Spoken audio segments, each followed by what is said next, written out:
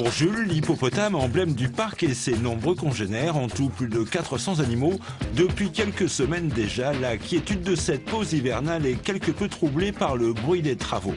La raison ? Des aménagements en cours de construction avec de nouveaux bâtiments et des enclos pour accueillir de nouvelles espèces, comme par exemple des girafes, qui sera la grande nouveauté de cette saison 2014.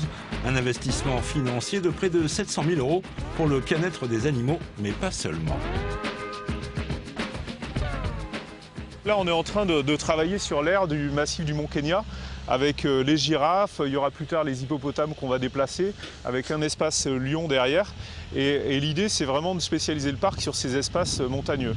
Donc le bâtiment des girafes, les bâtiments techniques, la passerelle du Mont Kenya pour apporter un maximum de plaisir aux visiteurs qui se retrouvent dans un univers immergé dans l'univers du Mont Kenya. Autre grande nouveauté, la pédagogie à destination des plus jeunes. C'est l'un des objectifs principaux du parc cette année, avec la création d'un nouveau lieu pour les sensibiliser au travers d'ateliers qui aborderont la biodiversité et la préservation des espèces sur les 5 continents. Ça se passe comme tu veux ? Ouais, impeccable. Bon. Super. J'ai vu que les Tavaillons étaient arrivés là, donc ça y est que vous commencez à couvrir le bâtiment, la charpente. Couvert cet après-midi, je pense. D'accord. Notre mission publique est de à la fois travailler sur la conservation des espèces et à travailler sur la pédagogie pour expliquer aux plus jeunes et aux moins jeunes la biodiversité, leur expliquer le rôle des espèces animalières et leur importance au milieu des hommes. Donc c'est le bâtiment pédagogique qu'on est en train de construire et on enchaîne juste au-dessus par le parcours pédagogique qu'on est en train de mettre en place.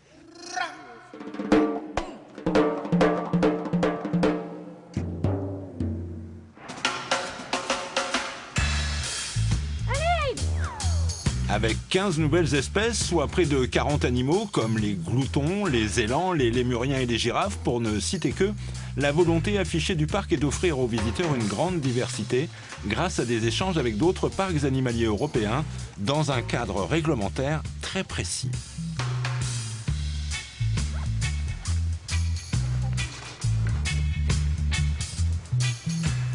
Vous présentez un dossier de candidature à l'EASA, c'est l'Organisation européenne des eaux donc. Vous avez un coordinateur qui gère toute l'espèce des girafes, qui va gérer les mouvements là, pour veiller justement à la diversité génétique de l'espèce en captivité. Donc on a fait notre dossier. Ça a pris près de 6 mois et ensuite on a commencé à travailler au niveau du parc pour aménager un enclos qui fera en lui-même près de 8000 m² avec un enclos intérieur de 500 m².